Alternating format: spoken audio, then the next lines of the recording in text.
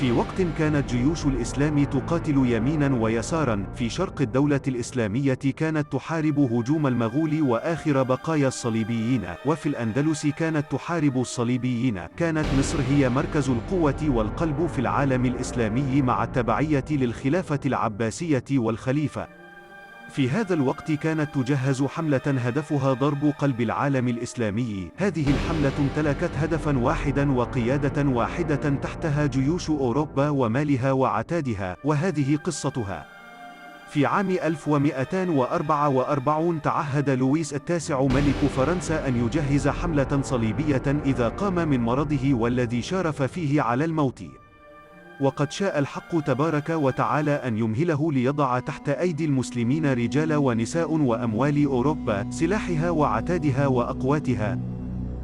بدأ التجهيز للحملة بعد شفائه مباشرة في نهاية عام 1244 واستمر لسنوات، لم يترك شيء للصدفة أو سوء التجهيز. بدأ التجهيز للحملة بأخذ لويس للرموز المسيحية التي يعتقد المسيحيون أنها استخدمت في صلب شبيه سيدنا المسيح عليه السلام. أخذ إكليل الشوك والرمح، أخذ جزء من الصليب وإسفنجة يعتقد أنها استخدمت في عملية الصلب، كان لهذا رمزية أنها حرب مقدسة.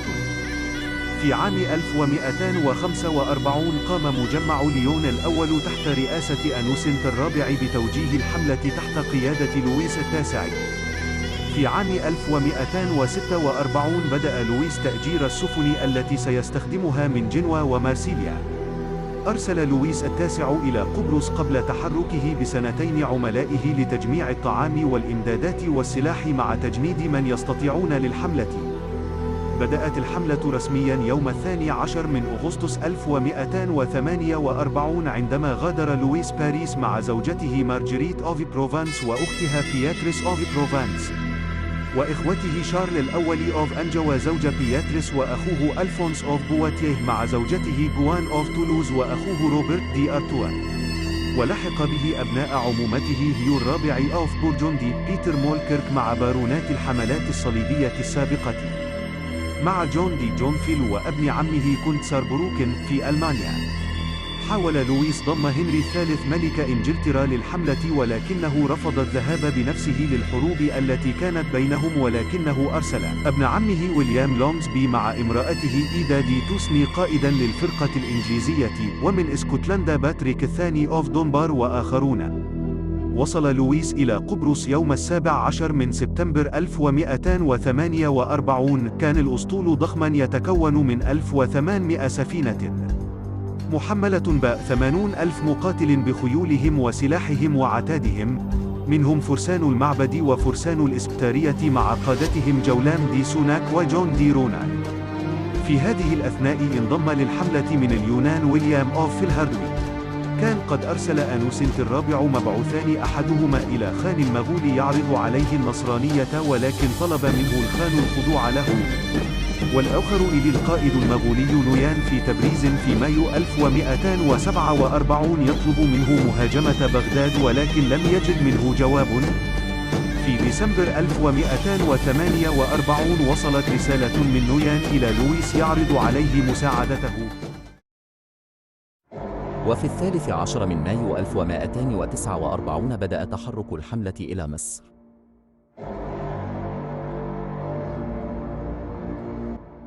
أرسل فريدريك الثاني الذي كان في صراع مع أنوسنت الرابع رسالة إلى السلطان الصالح نجم الدين أيوب يخبره بتحرك الحملة إلى مصر وليس إلى الشام.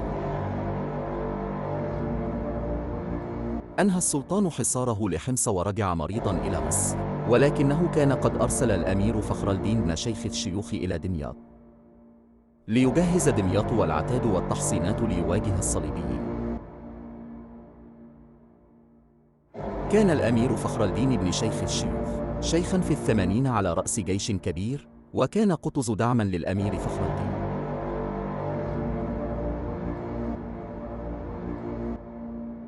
في 5 من يونيو نزل الصليبيون إلى دمياط ووجدوا المدينة بالكامل مهجورة. كان الأمير فخر الدين قد أرسل أكثر من رسالة مع الحمام الزاجل إلى السلطان نجم الدين أيوب، ولكن لم يصله رد، فظن أن السلطان قد توفي.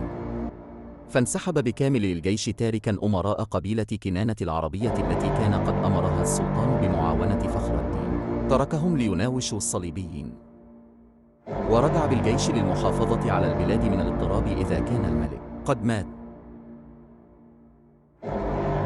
ولكن بعد انسحاب الأمير فخر الدين انسحب شيوخ قبيلة كنانة، وعندما رأى أهالي دمياط هذا خرجوا من المدينة كلهم ولم يبق فيها أحد، وحرقوا ما يمكن أن يستفيد منه الصليبيين. عندما وصل الأمير فخر الدين غضب السلطان الصالح أيوب غضبا شديدا، وتغير على الأمير فخر الدين وأمر بإعدام 50 من أمراء العرب الذين غادروا دمياط بغير إذنه، وأعلن الجهاد في مصر كلها.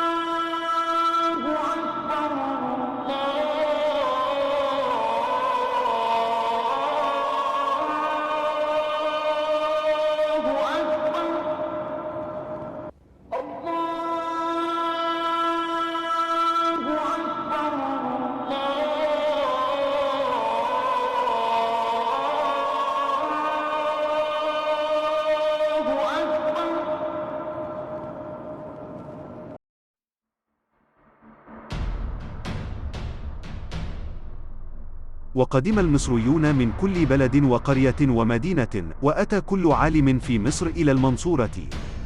فقدم الولي أبو الحسن الشاذلي ومعه تلميذه المرسي أبو العباس من الإسكندرية، وقدم السيد البدوي من طنطا، وقدم سلطان العلماء العز بن عبد السلام، وقدم الشيخ الحافظ الفقيه المحدث بن دقيق العيد، وقدم الشيخ مكين الدين الأسمري، وقد اتخذت كل مدينة وقرية راية لها.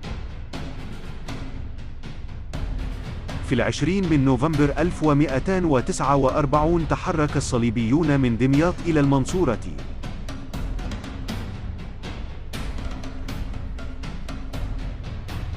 في تلك الأثناء توفي السلطان الصالح أيوب في 23 من نوفمبر، فأرسلوا إلى توران شاه ليأتي ليقود البلاد.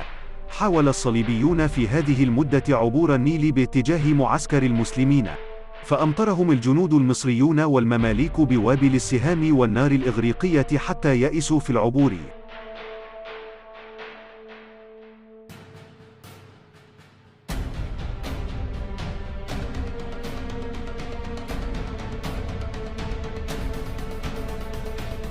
في يوم 8 من نوفمبر دل أحد النصارى الصليبيين على مخاضة قليلة الماء يمكنهم العبور إلى المسلمين منها، فعبر الصليبيون بقيادة روبرت دو أرتوا ومعه الفرنسيين، والفرقة الإنجليزية بقيادة ويليام لونزبي ومعهم الفرسان الإسبيتارية وفرسان المعبد، وهجموا على معسكر جديلة على بعد 3 كيلومتر من المنصورة. خرج الأمير فخر الدين ابن شيخ الشيوخ وهو في 80 من عمره مقاتلا بنفسه.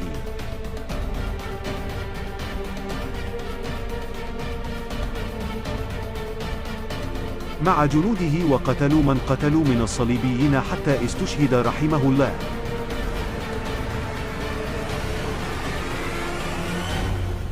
انسحب الجيش المصري إلى مدينة المنصورة، وأصيب قائد فرسان المعبد جولام دي سوناك وفقد عينه في قتاله مع الأمير فخر الدين.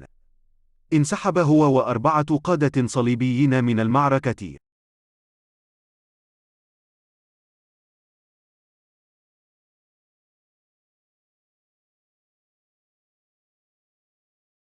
هجم روبرت والجيش الصليبي الذي معه على المنصورة، وهنا ظهرت لهم مفاجأة، فقد كانوا يسيرون نحو موتهم.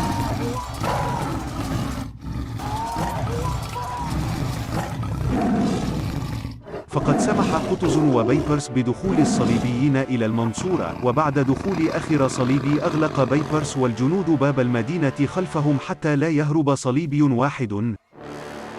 وهنا كان أيبك يقاتل بنفسه، وهجم بيبرس ففرق الصليبيين وتم التقتيل فيهم هنا وهناك.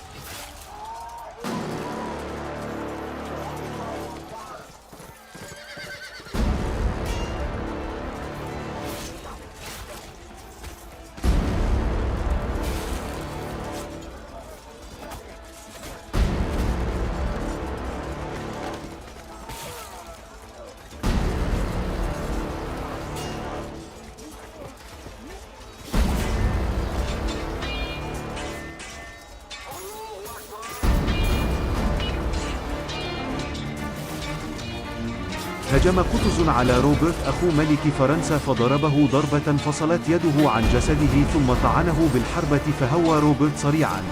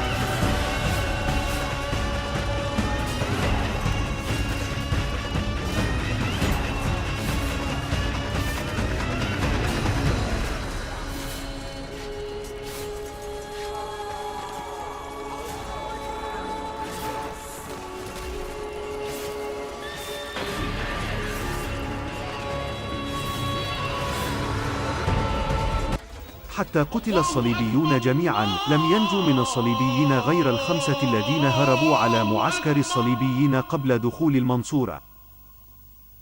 كان على رأس القتلى روبرت أخو ملك فرنسا، وويليام لونزبي ابن عم ملك إنجلترا الحالي وحفيد ملك إنجلترا الأسبق وقائد الفرقة الإنجليزية.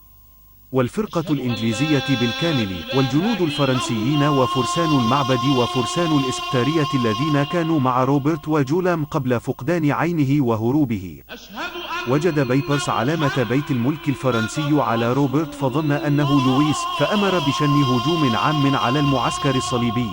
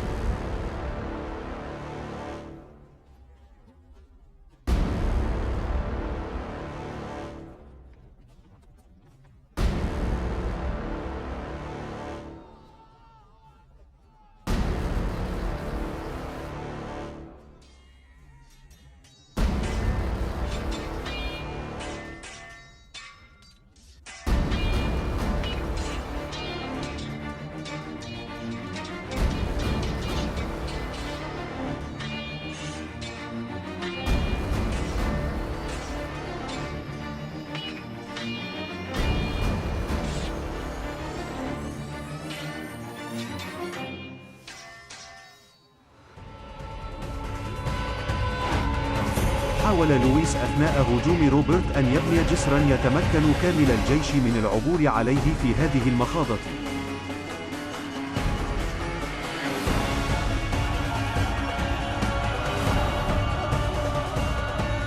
ولكن هجم عليهم الجيش المسلم ووقع في الصليبيين القتل، ولم يحول بينهم إلا دخول الليل.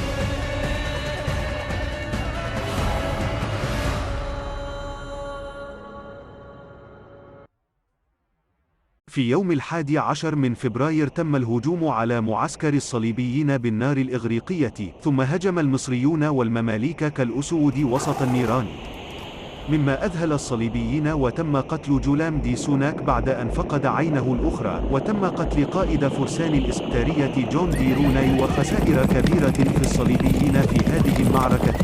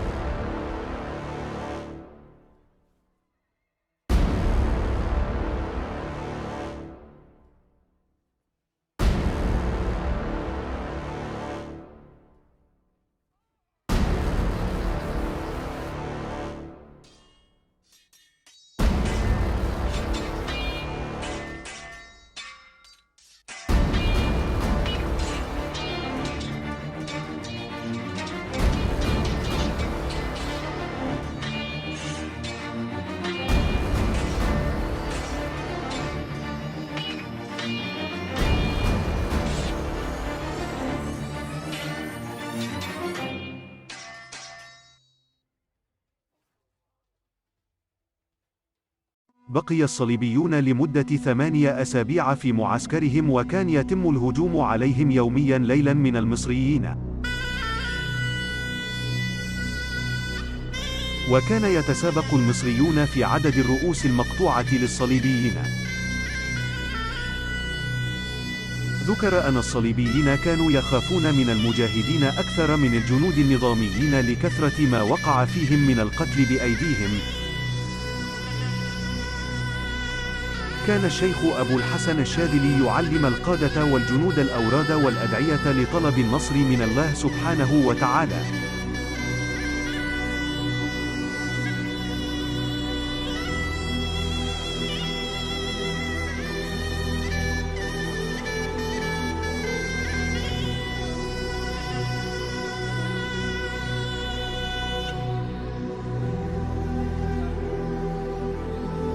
وكان السيد البدوي يخرج ليلا يهجم على معسكر الصليبيين فيحرر الأسرى، فيراه معسكر المسلمين داخلا إلى المعسكر معه الأسرى.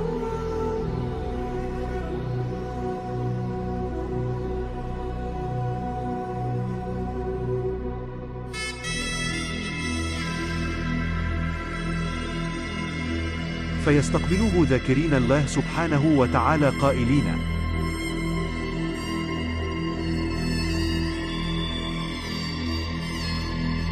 الله الله، ثم مبلغين: البدوي جاب الأسرى.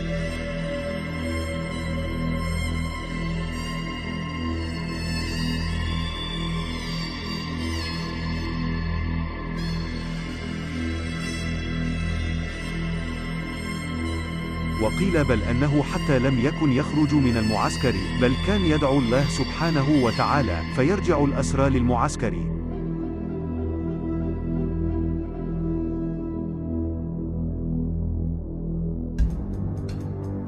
في 28 من فبراير وصل توران شاه وتولى أمور البلاد. أمر بنقل السفن المصرية على ظهور الجمال بعد تفكيكها، ووضعها في النيل خلف الصليبيين.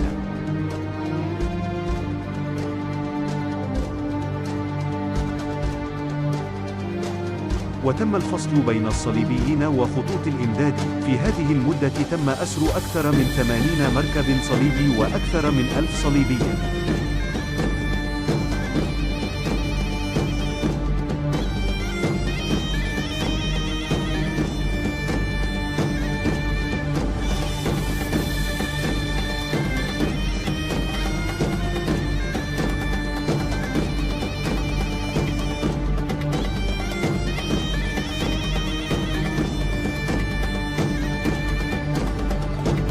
في 6 من أبريل 1250 تم شن هجوم عام على لويس ومن معه.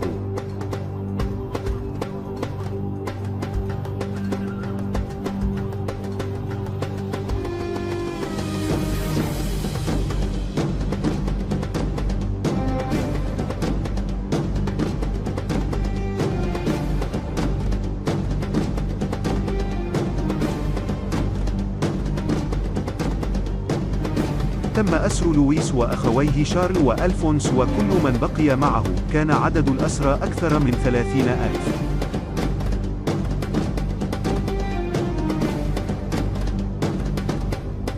وقد سيق مكبلا بالأغلال إلى مدينة المنصورة، حيث سجن في دار قاضي المدينة فخر الدين إبراهيم بن لقمان، ووضعوا عليه خادما شديد القوة والبطش اسمه صبيح طواشي. يقول ابن أيبك الدواداري في كنز الدرر وجامع الغرر: ومترسم عليه خادم فض غليظ يسمى صبيح، فكان أشد على الفرنسيسي لويس التاسع من كل شيء. وجرت له مع الفرنسيس أمور كثيرة، حتى قال الفرنسيس للأمير حسام الدين بن أبي علي: سألتك بدينك ألا ما قتلتني وأرحتني من حس هذا الخادم ونظره، فإنه أصعب علي من كل ما أنا فيه. وقال فيهم الشاعر المصري جمال الدين ابن مطروح: أتيت مصرا تبتغي ملكها تحسب أن الزمر يطبل ريح، فساقك الحين إلى أدهم ضاق به عن ناظرتك الفسيح، وكل أصحابك أودعتهم بحسن تدبيرك بطن الضريح، 70,000 لا يرى منهم إلا قتيل أو أسير جريح، ألهمك الله إلى مثلها لعل عيسى منكم يستريح. حاولت السفن من مارسيليا وجنوة الهرب فورا من دمياط، تفاوضت معهم مارجريت زوجة لويس فنقلوها إلى عكا. تم فرض 800,000 دينار فدية عن لويس، فتعهد بدفع نصفها وتجميع النصف الآخر بعد الإفراج عنه، ولكنه أخلف تعهده فلم يدفع باقي الفدية. في أثناء تجميع الأموال لدفعها، تم تكوين حملة من الرعاة في فرنسا تحت شعار تحرير لويس، ولكن الحملة هاجمت الكنائس في أوروبا ونهبتها. تسببت الحملة في صدمة في الإيمان المسيحي لأوروبا، الأمر الذي جعل الكنيسة تعلن لويس قديسا وتنسج حوله الأكاذيب لمحو العار الذي لازمه.